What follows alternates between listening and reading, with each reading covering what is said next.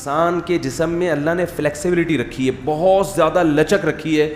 اسے جو قوت یہ استعمال کرتا ہے نا وہ قوت بڑھتی ہے, لیکن چونکہ ایک دم نہیں بڑھتی تو ہمیں یقین نہیں آتا.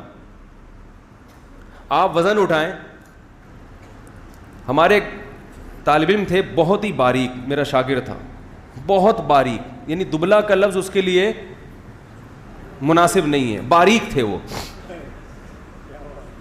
مجھے کہتے تھے کہ میں باڈی بلڈر بننا چاہتا ہوں, بلکہ میں نے انہیں کو خود ترغیب دی. میں نے کہا جم جایا کرو, باڈی بلڈنگ کرو, ویٹ اٹھاؤ تو تھوڑی سی جسم میں طاقت آئے گی, گوشت چڑھے گا. کہنے لگے مجھ سے تو وزن اٹھتا ہی نہیں ہے, مجھ سے تو ویٹ اٹھتا ہی نہیں ہے, کمزور تھے. میں نے ان سے کہا کہ ماچس کی تیلی لو. اب بار بار میں کہہ رہا ہوں 5 کلو اٹھاؤ, کہہ رہے ہیں یار وہ بھی نہیں اٹھتا, سانس پھول جاتا ہے. میں نے کہا ماچس کی یہ تنکا لو بڑا والا, اور ایک بٹن ادھر لگاؤ, اس کے ایک بٹن ہے بھائی یہاں لگاؤ, اور اس کو اٹھاؤ ایسے ایسے کر. کہہ رہے یہ کیا مذاق ہے؟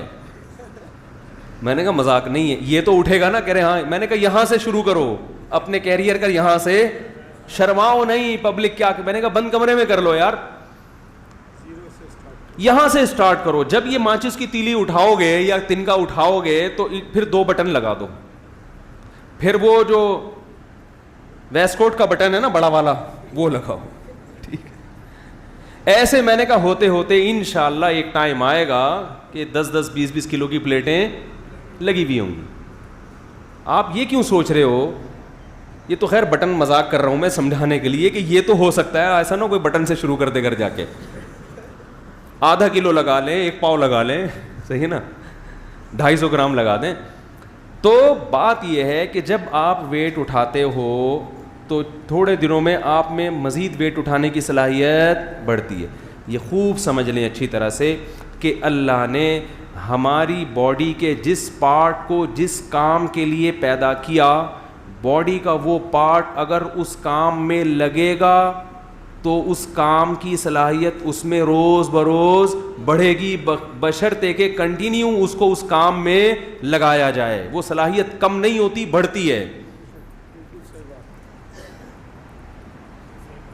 آپ سے چلا ہی نہیں جا رہا, اگر کوئی گھٹنے میں فالٹ ہے وہ تو ایک الگ چیز ہے نا, لیکن نارمل ٹانگیں ہیں, چلا نہیں جا رہا تو چلو, بھاگا نہیں جا رہا تو بھاگو.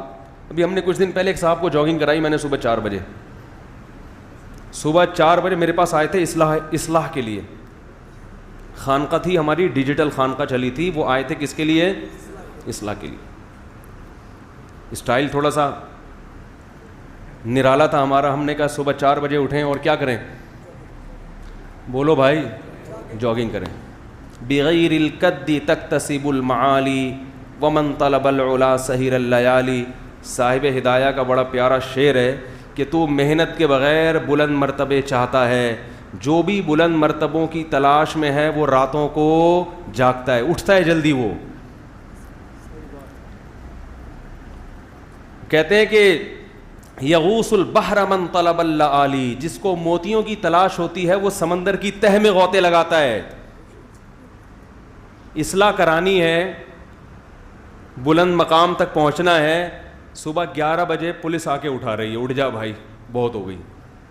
اور پولیس بھی صبح 11 بجے آ کے نہیں اٹھاتی. پولیس کو آپ فون کریں کہ میرا بیٹا سو رہا ہے, اٹھ نہیں رہا, 11 بج گئے ابھی تک نہیں اٹھا, تو پولیس 3 بجے پہنچے گی. کیا خیال ہے؟ وہ بھی سو رہی ہوگی, جو جن کی نائٹ ڈیوٹی ہے وہ سو رہے ہوگے, جن کی دن میں ڈیوٹی ہے وہ ابھی سونے کی تیاری میں لگے ہوئے ہوں گے. ایسا ہی ہے نا, معذرت, کوئی پولیس والے بیٹھے ہوں تو بھائی معذرت. تو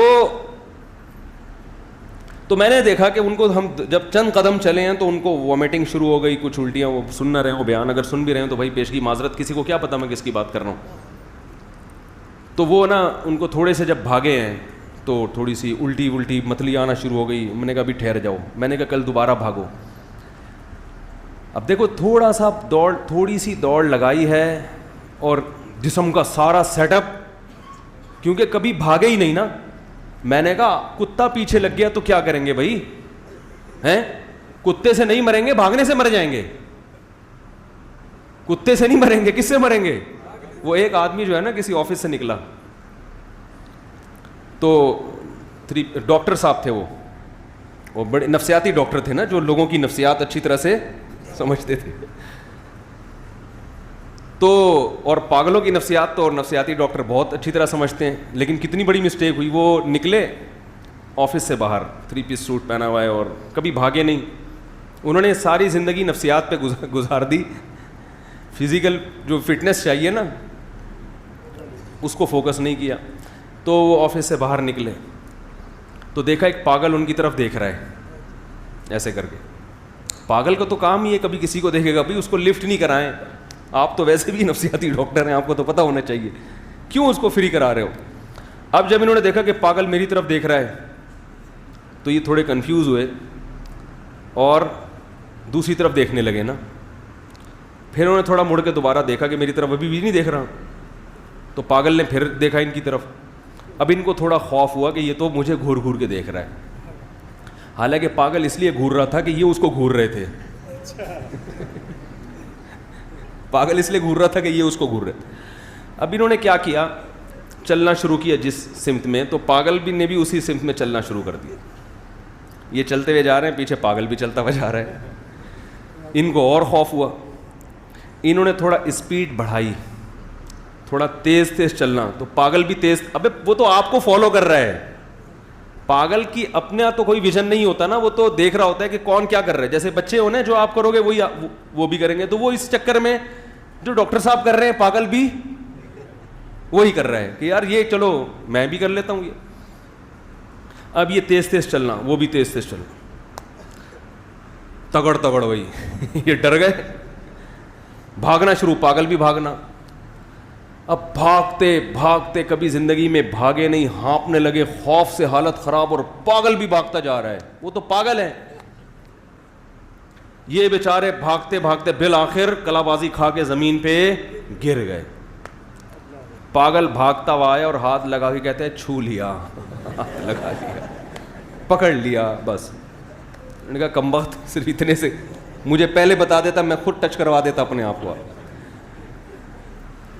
بات پتہ نہیں کیا چل رہی تھی, کہاں سے کہاں چلی گئی یہ بات. یہ لطیفہ کہاں سے آیا ہے؟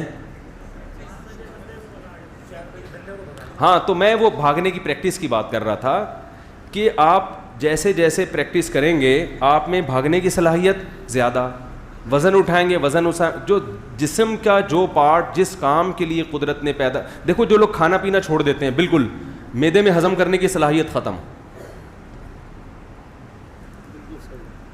تبھی میں لوگوں سے کہتا ہوں زیادہ کھچڑی وچھڑی ابلے ہوئے چاول زیادہ عرصے نہیں چلایا کرو.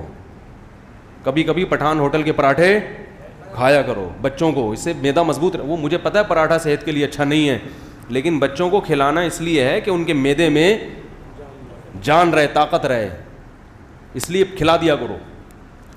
تو ورنہ بچے ہی ڈبل روٹی کھا کھا کے ان میں پراٹھوں کی صلاحیت ہی ختم ہو گئی ہے. صبح صبح کھلاؤ اس کو تمیز سے, بہت فائدہ ہوگا انشاءاللہ. فائدہ یہ معدے میں صلاحیت رہے گی ٹھوس چیزوں کو ہضم کرنے کی.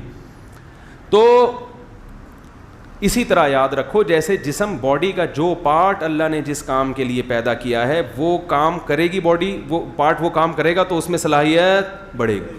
تو یاد رکھو اسی طرح یہ جو دماغ ہے یہ کس کام کے لیے پیدا کیا اللہ نے, یہی نہیں پتا آپ لوگ کو.